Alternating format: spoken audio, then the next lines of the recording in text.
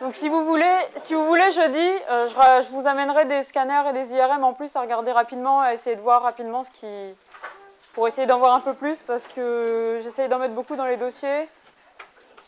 Parce que s'il y a un dossier d'ORL, il y a un gros risque qu'il y ait de l'iconographie, parce que les ORL, c'est des passionnés des scanners, des IRM, des trucs comme ça, ils en font tout le temps, ils les prennent tout le temps en photo, donc ils ont plein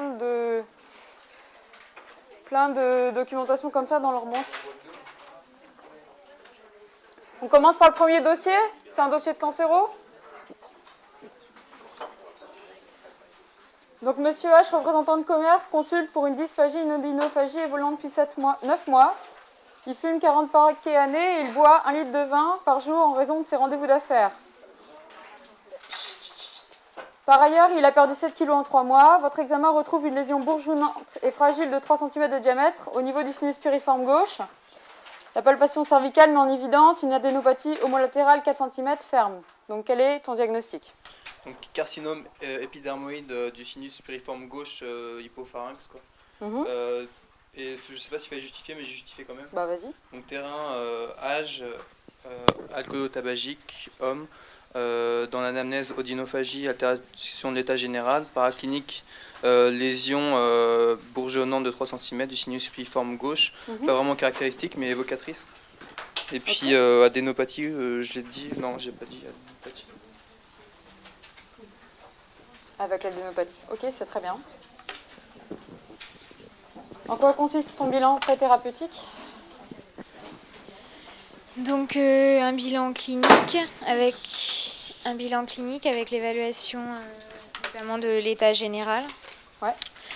La recherche d'adénopathie et éventuellement palpation du foie pour une hépatomégalie. Là, on nous disait qu'il avait la recherche d'une altération de l'état général. En paraclinique, des examens biologiques avec un bilan préopératoire, NFS, plaquettes, bilan d'hémostase, groupe Rhésus, RAI, une fonction rénale avec ionogramme sanguin, urécréate, un bilan hépatique complet, un bilan nutritionnel. Au niveau cardiaque, une échocardiaque, un ECG. Au niveau respiratoire, des EFR et un bilan stomatologique avec un panoramique dentaire, une consultation de stomatologie plus ou moins remise en état de la denture, parfait. Dentition. Et voilà. Il te manque un peu les examens ORL en fait. Pour le bilan, ouais, mais extension. Enfin, la recherche de l'extension. Ouais. Parce que pré-thérapeutique, soit c'était juste... D'accord, mon bilan d'extension. Pré-thérapeutique, c'est surtout... Enfin, quand on est oral, c'est surtout l'ORL. Donc il y a aussi... Donc le bilan d'extension loco-régional, panendoscopie des voies aérodigestives supérieures, plus biopsie d'éventuelles lésions, scanner ou IRM cervical. Scanner ou IRM? Ou les deux? IRM si on peut. On peut ou pas? Il a un truc qu'on peut pas. En fait, globalement, en ORL, vous pouvez toujours proposer de faire une IRM et un scanner, on ne vous en voudra jamais. Il se trouve juste qu'on ne sait pas faire les IRM du larynx et de l'hypopharynx parce que comme ça bouge tout le temps à cause de la respiration, la résolution n'est pas bonne, c'est juste pour ça. Dès qu'on aura trouvé comment on fait, ça sera bon. Donc là, comme c'est un hypopharynx, c'est scanner. Mettre l'IRM, ça ne serait pas faux, mais le scanner suffit. D'accord. Et au niveau de l'extension générale, on fera une radiothorax, une échographie hépatique ou un scanner thoraco-abdominal. Ok. Bon, c'est bien, tu as essayé de bien classer tes idées. Il ne faut juste pas oublier l'ORL parce que la panendoscopie, c'est vraiment, quand on est chirurgien, c'est là qu'on voit vraiment la tumeur et c'est là qu'on décide de l'intervention qu'on fait en fait. Donc ça fait partie du bilan pré-thérapeutique vraiment. Ok, donc les examens confirment le diagnostic. Il y a un envahissement du larynx qui reste mobile. Il n'y a pas de lésion secondaire. Quelle est la classification de la tumeur? Vas-y. Moi, j'avais mis T3, N2, M0. Mais bon. Alors, la taille, c'est 3 cm. Le larynx bouge. Donc, c'est un T2. Mais la classification, elle est hyper casse-pied parce qu'il y a plein de cancers ORL qui se ressemblent tous et il y a plein de classifications très différentes. Donc, pour tous les cancers du fumeur, c'est-à-dire toutes les voies aérodigestives sauf le cavum qui est complètement à part, vous pouvez essayer de retenir que les T1, c'est une région anatomique.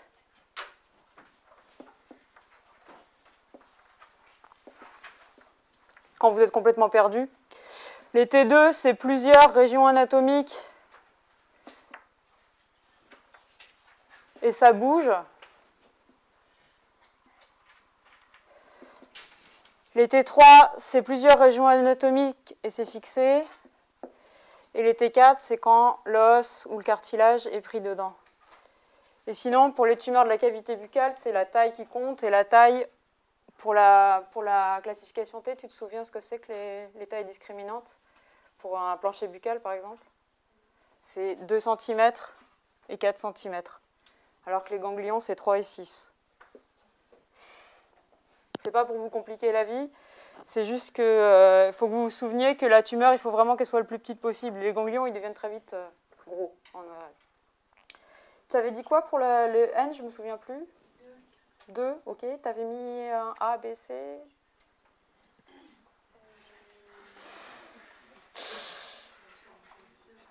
Alors, c'est 2 effectivement parce que c'est entre 3 et 6. Et il y en a un seul. Ouais, 2A. Et M, 0.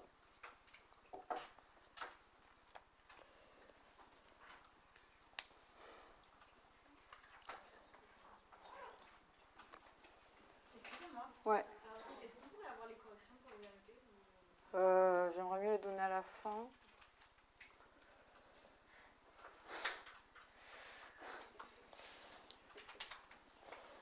On continue. Alors ça, c'est la question bête et méchante de chimiothérapie. Donc ça commence le traitement. Il faut bien que vous vous rappeliez que le traitement en ORL, on ne vous le demandera jamais. Hein, c'est pas possible. Parce que les ORL eux-mêmes, ils ne sont pas d'accord entre eux. Donc vous ne pourrez pas avoir un truc de thérapeutique pur. Donc vous allez sûrement avoir une question de toxicité de chimio ou d'effets secondaires de radiothérapie, etc. Donc il faut bien penser à ce que tu avais dit tout à l'heure, à la consultation stomato avec le panneau et la remise en état de la denture à cause des rayons. Et il faut essayer de savoir un petit peu tous ces trucs très casse-pieds d'effets secondaires de chimiothérapie. Il faut essayer au moins de... De toute façon, personne n'aura tout. Donc il faut essayer de grappiller un maximum de points sur ces questions-là en essayant d'en oublier le moins possible. Mais on va forcément en oublier. Bon, alors c'est toi qui t'y colle. Donc traitement néoadjuvant, c'est avant l'intervention chirurgicale. Oui. Et les effets secondaires spécifiques du 5FU, c'est des troubles du rythme. Et Oui. du cisplatine, c'est une insuffisance rénale. Ouais, c'est bien. Il y a des effets neurologiques aussi pour le 5FU et le cisplatine. Le 5FU, il a un effet neurologique central et le cisplatine, il a un effet neurologique périphérique. Et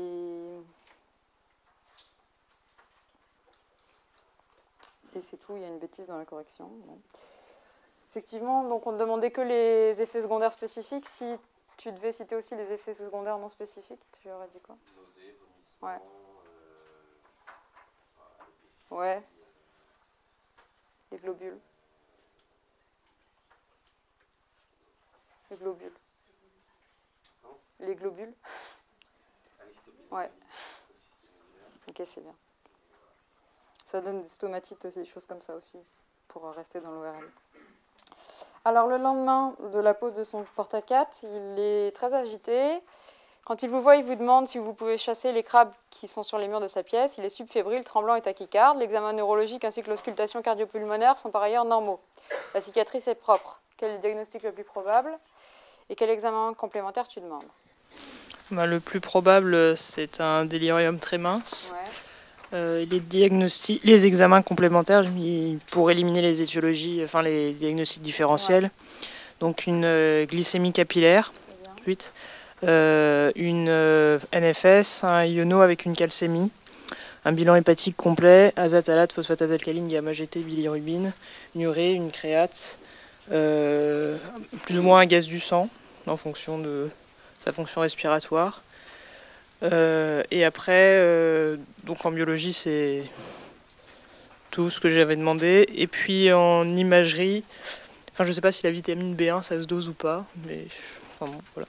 Et en imagerie, une IRM cérébrale pour éliminer un hématome post-traumatique avec voilà, une période de latence, on va dire.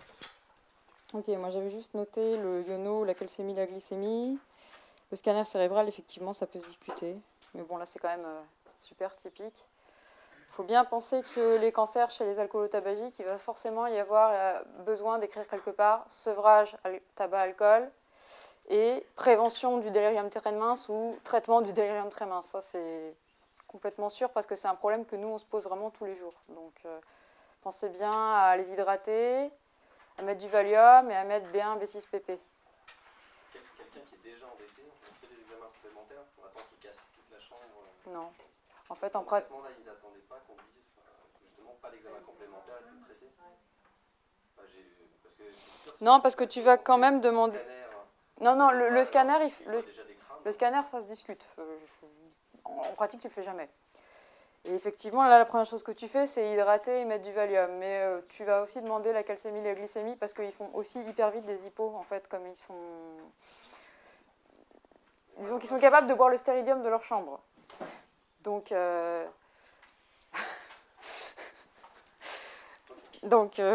faut quand même se méfier un petit peu.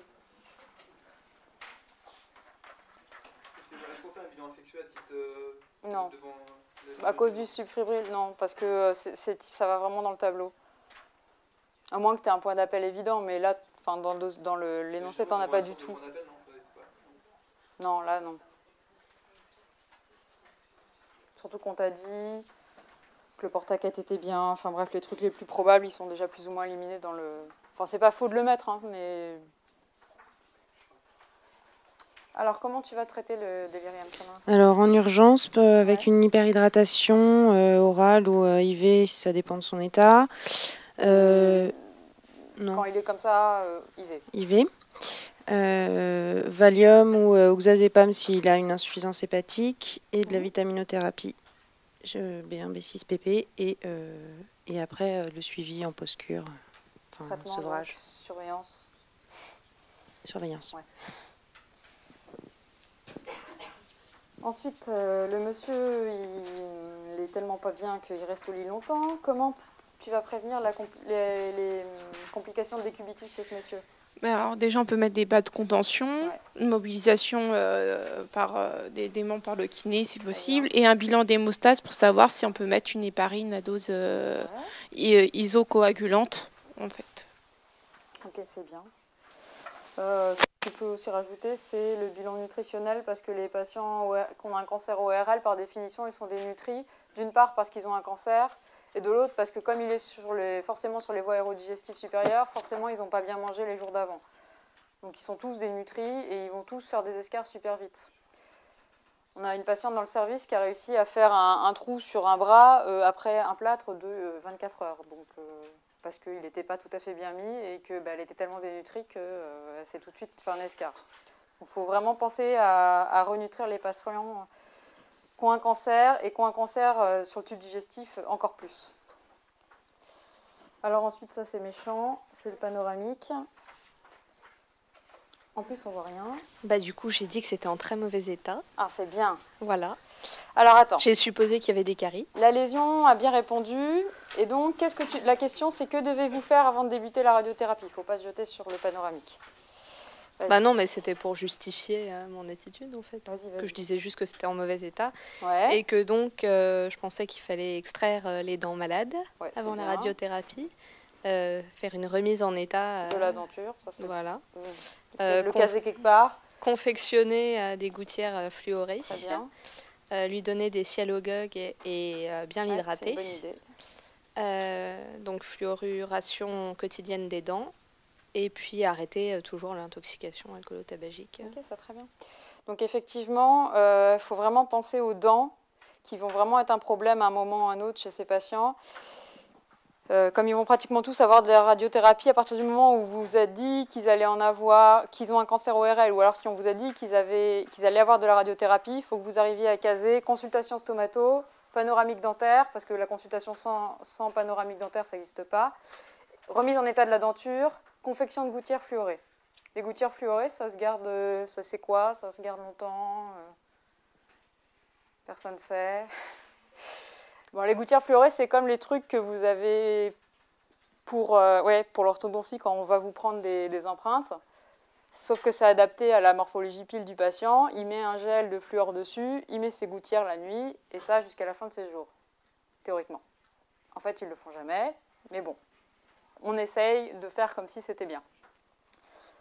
Bon, ben c'est bien. Juste 2 petits mots sur le cancer de l'hypopharynx, puisque vous m'avez dit que vous n'aimez pas du tout la cancéro-ORL. Vous savez pourquoi est-ce que le cancer de l'hypopharynx, des fois, il peut faire mal parler ou c'est absolument pas clair? Alors, on en est où dans les gens? C'est à toi. Désolée.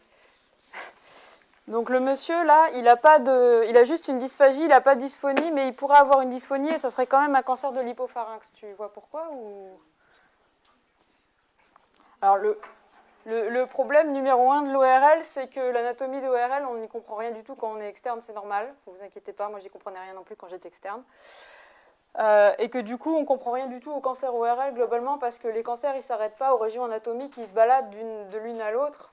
Et comme en plus, il y a des régions anatomiques qui ont des parois communes, on n'y comprend encore plus rien. Donc globalement, ce qu'il faut essayer de se souvenir, c'est que si là, c'est les fosses nasales du monsieur avec le plancher là, d'accord?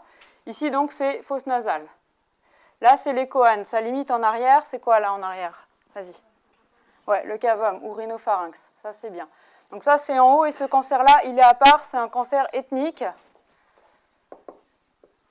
qui va toucher surtout les gens du Maghreb ou les gens d'Asie. Il y a effectivement 2 pics. Il y a effectivement un pic chez les adolescents, mais en fait, ça serait vraiment méchant de vous le sortir. Et sinon, c'est aussi des gens qui ont autour de la quarantaine et c'est un cancer qui est lié effectivement à l'EBV. Tous les autres, c'est des cancers des fumeurs. Donc, sous les fosses nasales, là, hop, là, on va dire que c'est le pilier de l'amygdale. En avant, c'est quoi? Vas-y, continue. La cavité buccale, parfait. Avec la langue. Et en arrière, l'oropharynx, super. Ensuite, on descend d'un cran, toc, là, il y a l'osioïde. En avant, c'est... Ouais. Et en arrière, comme les ORL. Le pharynx, c'est tout ça. Ouais, hypopharynx, ok. C'est évident que c'est dans ce sens-là, hein, parce que l'hypopharynx, c'est la porte d'entrée vers l'œsophage, tandis que le larynx, c'est le porte d'entrée vers la trachée. Bon, dans ce sens-là, ça va? Je peux effacer et le mettre horizontalement? C'est trop tôt. Bon. Alors en fait, l'endroit qui vous pose un peu problème, en règle générale, c'est tout ce complexe-là, larynx, hypopharynx, surtout que dans les livres, il y a toujours la notion de carrefour hypolaryngopharyngé, enfin, on a l'impression que tout ça, c'est un peu la même chose.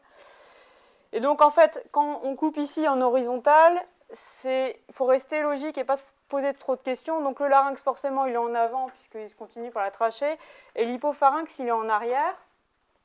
Et l'hypopharynx, dans les bouquins, il y a écrit que c'est 2 sinus piriformes. Alors les sinus piriformes, on ne comprend pas non plus trop ce que c'est. Mais en fait, il faut s'imaginer que l'hypopharynx, c'est juste un autre tuyau qui est plus grand, qui entoure comme ça le larynx, d'accord, et qui descend comme ça en entonnoir pour faire l'œsophage. Et donc les sinus piriformes, c'est juste...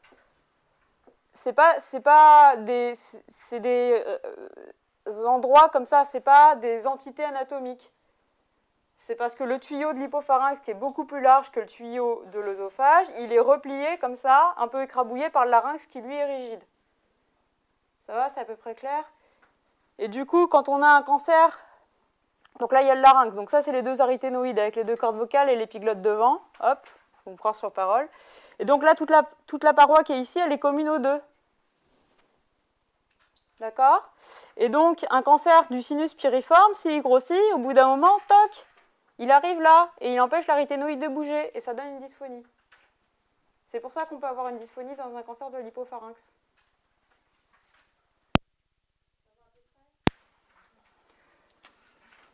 Il y a toute la région là, qui est commune aux 2.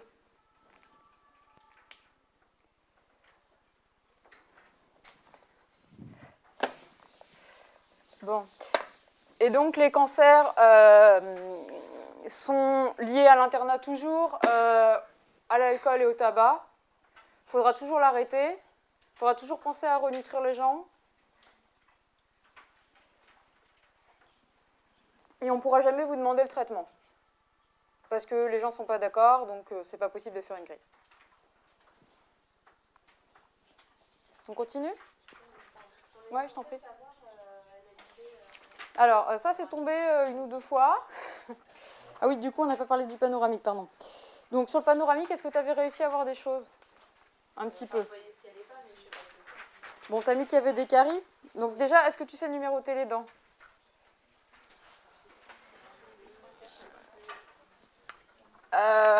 Si par hasard vous voyez quelque chose sur le panoramique, il faut surtout dire sur quelle dent c'est. Et pour dire sur quelle dent c'est, il faut absolument que vous sachiez numéroter. Donc quand vous regardez votre patient, ça pour une fois c'est facile, c'est quand vous regardez votre patient. C'est 1, 2, 3, 4, dans le sens des aiguilles d'une montre. Et après, l'incisif du milieu c'est 1, et la dent de sagesse c'est 8. Et la canine c'est 3 au milieu. Ça, c'est bête et méchant, il ne faut juste pas se tromper le bon jour, quoi. Mais ça, pour une fois, c'est à peu près logique. Donc, il faut en profiter. Donc là, normalement, il y avait des caries de la 41 et de la 42. Qu'on voit vraiment pas bien là-dessus, je suis un peu désolée. Et donc, il y avait un kyste. Ouais. On le voit de face. Non, on le voit de face. Donc le 1 c'est ça. 1, 2, 3, 4. 41, 42 entre autres, ouais. Les deux incisives, là, bah, c'était plus joli sur mon panoramique, je suis désolée. En fait, la carie, ça fait un endroit noir au milieu de ta dent. Enfin, plutôt sur un bord d'une dent. Parce que ça creuse. Et en dessus, oui, il y a un granulome. Il y a un gros truc noir.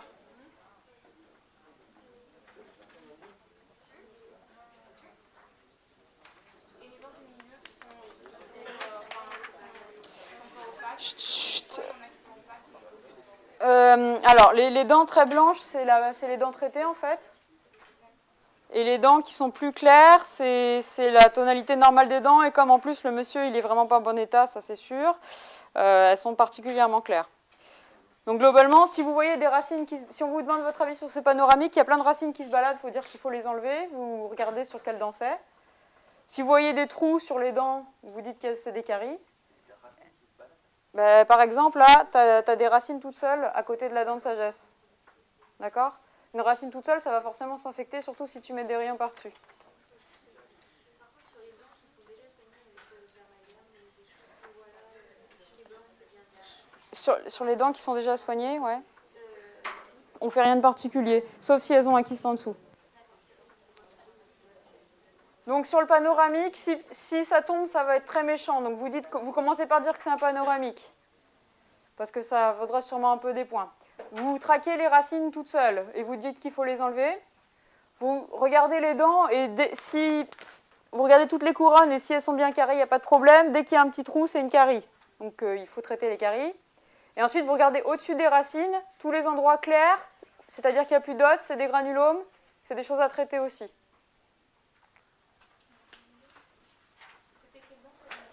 Alors, on ne voit pas très bien. Il est juste au-dessus de la 23, 22, 23. Voilà, 22, 23.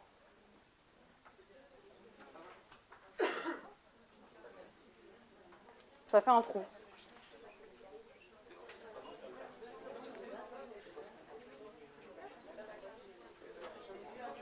La carie, c'est sur la dent, le granulome, c'est dans l'os.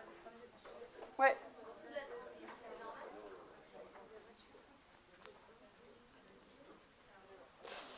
La 36.